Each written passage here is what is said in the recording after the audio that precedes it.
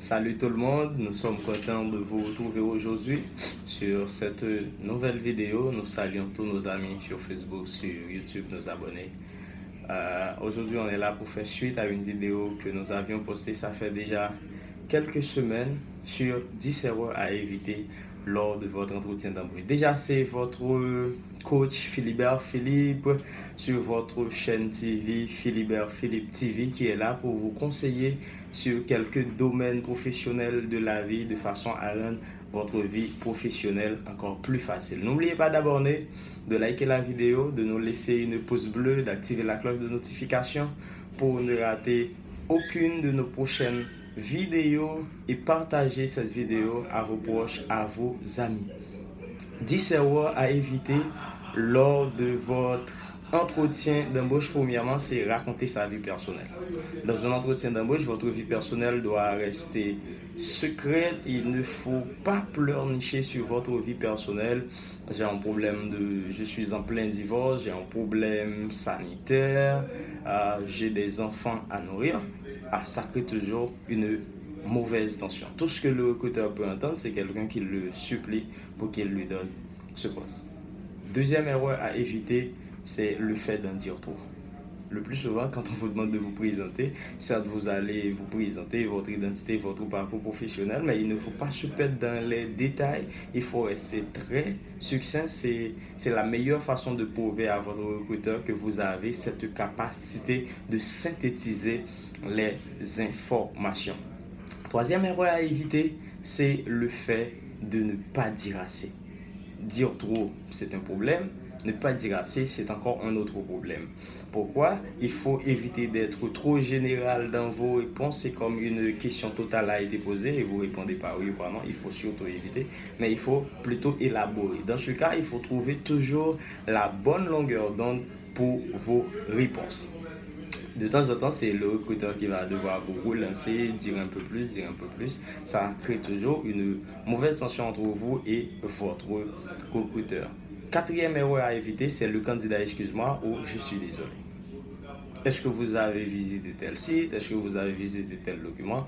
Non, je suis désolé. Il ne faut surtout pas répondre par cette allocution. Pourquoi? C'est parce que ce que le recruteur va constater, c'est une personne qui n'a pas vraiment assez de confiance en lui-même et c'est une personne que les autres ne peuvent pas la faire confiance.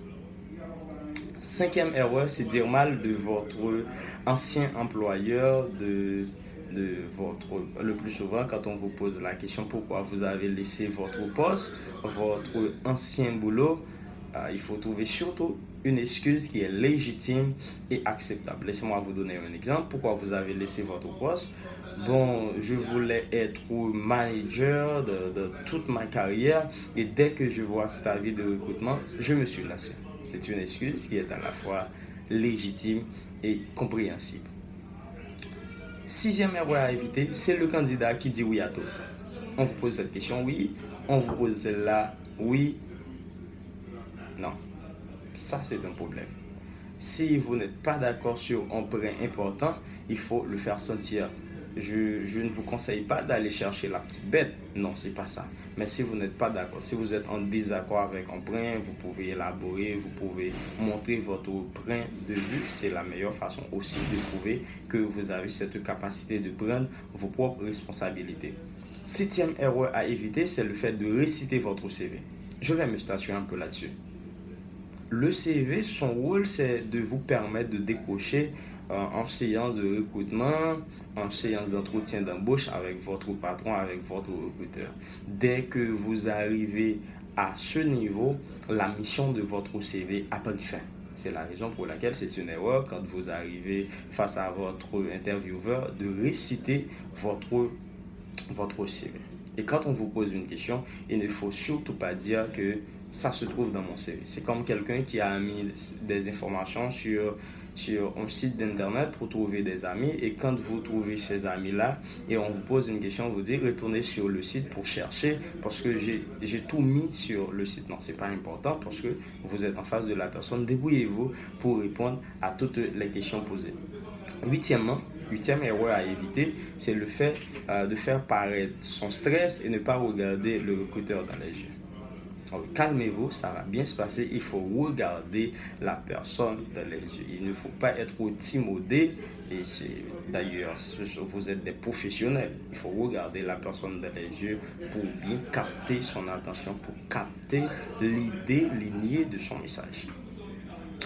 Neuvième erreur à éviter, c'est de parler de salaire avant l'heure. Alors, d'anticiper cette question. Si on ne vous pose pas encore la question sur le salaire, il ne faut pas anticiper. Pourquoi? C'est parce que le salaire, je sais que l'argent nous motive tous, mais laissez-moi vous dire dans cette vidéo que l'argent n'est pas la meilleure source de motivation. Alors, il faut attendre parce que sûrement à la fin, ou je ne sais pas, au milieu, on va venir avec cette question. Il faut surtout attendre. Et dixième erreur à éviter,